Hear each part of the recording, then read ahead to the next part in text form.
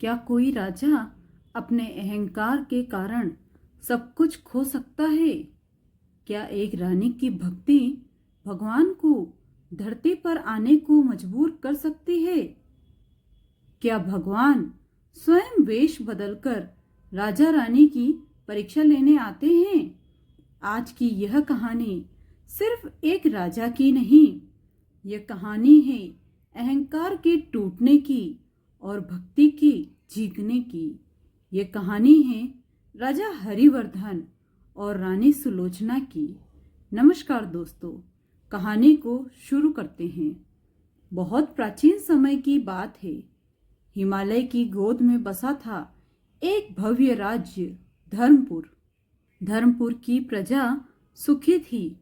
खेतों में अन्न लहलहाता था, नदियां कलकल बहती थी और मंदिरों में घंटियों की ध्वनि गूंजती थी। इस राज्य के राजा थे राजा हरिवर्धन, वीर, पराक्रमी, न्यायप्रिय। राजा ने कभी अन्याय नहीं किया, कभी प्रजा पर अत्याचार नहीं होने दिया।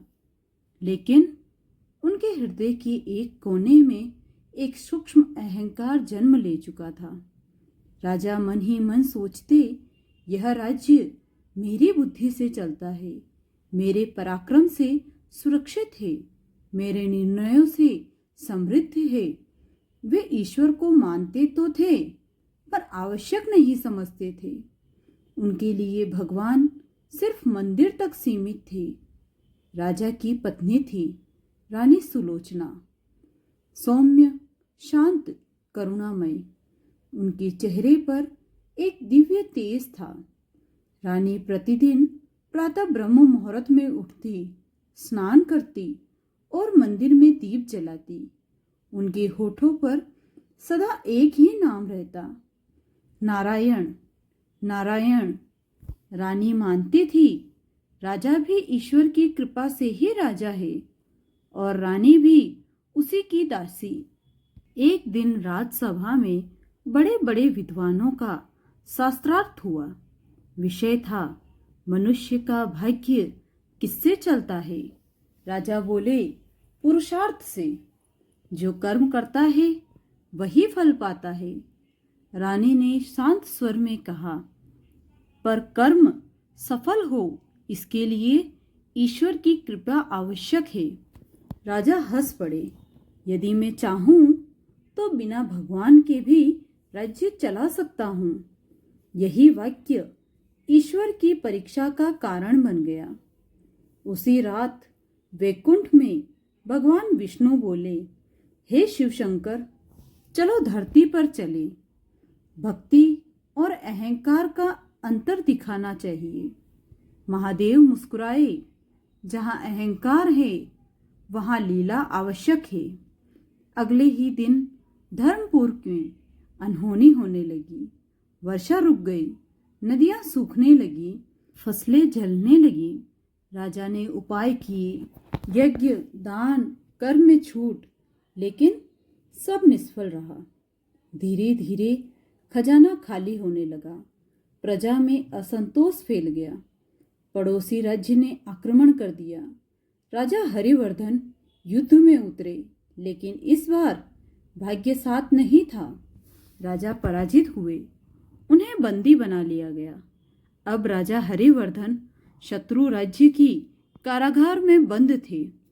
तब उन्हें पहली बार राजमहल की शांति याद आई। उन्हें याद आई रानी सुलोचना की वह आवाज जो हर सुबह कहती थी, प्रभु का नाम ले लीजिए, आज का दिन मंगलमय होगा। राजा ने कभी उस वाक्य पर ध्यान ही नहीं दिया।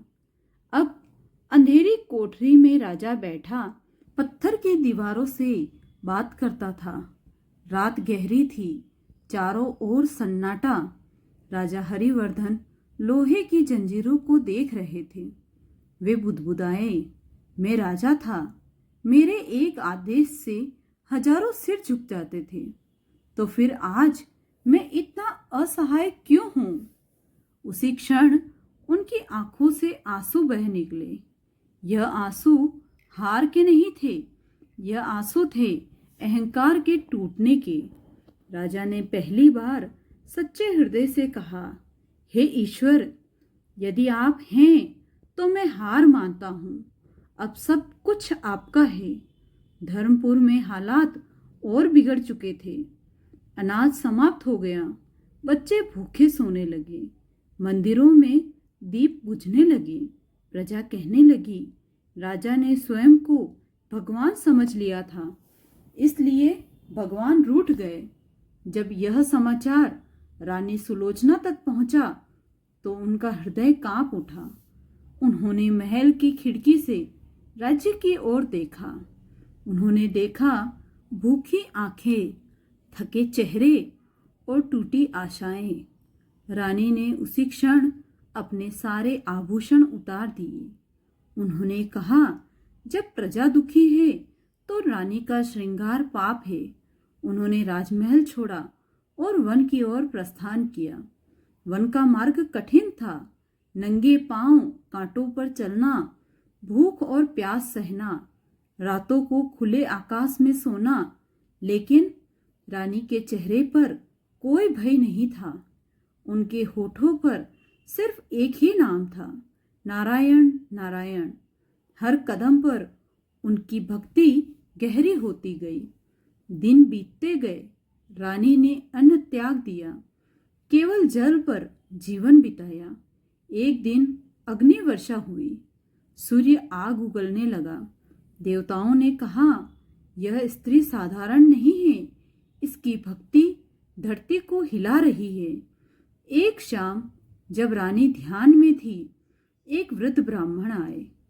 उनकी आंखों में अजीब शांति थी।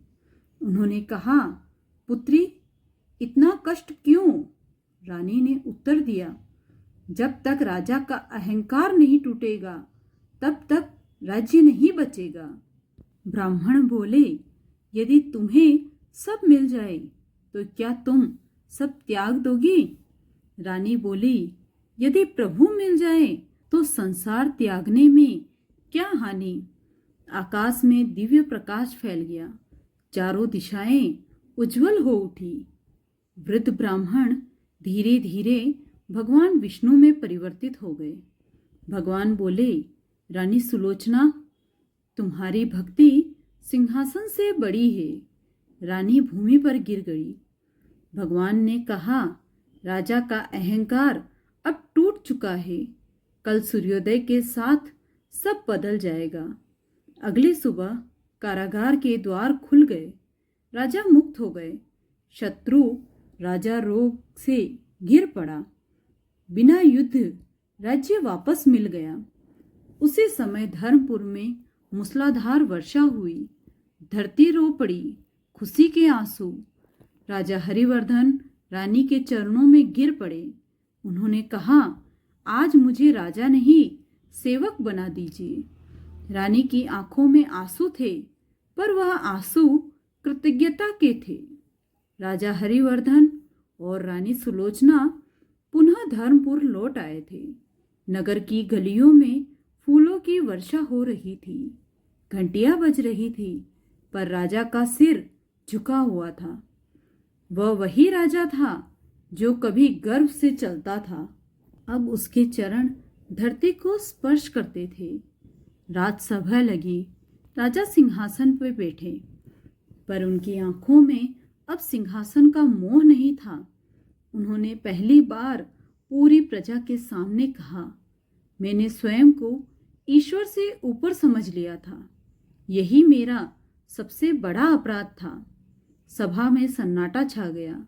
राजा ने आगे कहा, आज से धर्मपुर का राजा हरिवर्धन नहीं, भगवान स्वयं है। मैं केवल उनका सेवक हूँ। रानी ने उसी दिन एक नया व्रत लिया। उन्होंने घोषणा की, राजमहल में तब तक उत्सव नहीं होंगे जब तक राज्य का कोई भी व्यक्ति भूखा न सोए। रानी स्वयं प्रजा के बीच जाती, बीमारों की सेवा करती, भूखों को भोजन कराती, दुखियों को सांत्वना देती। लोग कहते, यह रानी नहीं, साक्षात लक्ष्मी है। धीरे धीरे धर्मपुर बदलने लगा। मंदिरों में फिर दीप जले, यज्ञ होने लगे, लोग सत्य बोलने लगे। सबसे बड़ा परिवर्तन यह था, अब लोग भगवान को सिर्फ मंदिर में नहीं, मन में देखने लगे। लेकिन भगवान की लीला अभी पूरी नहीं हुई थी। एक रात्रि राजा को स्वप्न आया। उन्होंने देखा पूरा राज्य जल रहा है, मंदिर गिर रहे हैं और एक आवाज गूंज रही है, यदि भक्ति सच्ची है तो त्याग भी पूर्ण होगा। राजा नींद से घबरा कर उठे। अगले ही दिन राज्य में घोषणा हुई, राजा हरिवर्धन राजपाट त्याग करेंगे। सभा चकित रह गई। रानी ने भी कोई विरोध नहीं किया। उन्होंने बस इतना कहा, जो प्रभु की इच्छा वही हमारा मार्ग। राजा और रानी साधारण वस्त्रों में वन की ओर निकल पड़े। न कोई सोना, न कोई वैभव, सिर्फ विश्वास, भक्ति और समर्पण। वन में वे साधुओं की सेवा करते, कंद फूल खाते और प्रभु का नाम जपते। एक दिन गहन वन में दोनों ध्यान में बैठे थे। अचानक धरती कांपने लगी। आकाश में दिव्य प्रकाश फैला। भगवान विष्णु और महादेव स्वयं प्रकट हुए। देवताओं ने पुष्पों की वर्षा की।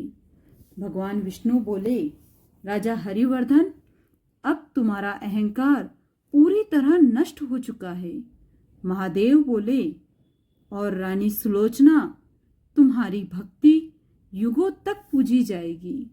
भगवान ने कहा, तुम दोनों अब राजसी नहीं, दिव्य आत्माएं हो। भगवान ने दोनों को वरदान दिया, इस शरीर को त्यागने के बाद तुम वैकुंठ और कैलाश में स्थान पाओगे। एक दिव्य प्रकाश में राजा रानी लीन हो गए। धरती पर फूलों की वर्षा हुई।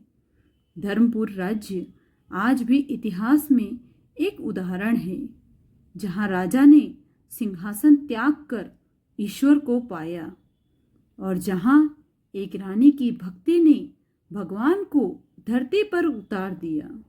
तो दोस्तों, जो झुकता है वही उठता है, जो मिटता है वही अमर होता है, और जो भगवान को सब कुछ सौंप देता है, भगवान स्वयं उसके हो जाते हैं। अगर आपको ये कहानी पसंद आई हो तो प्लीज़ वीडियो को लाइक करें, चैनल को सब्सक्राइब करें और कमेंट करना ना भूलें। जय श्री हरि।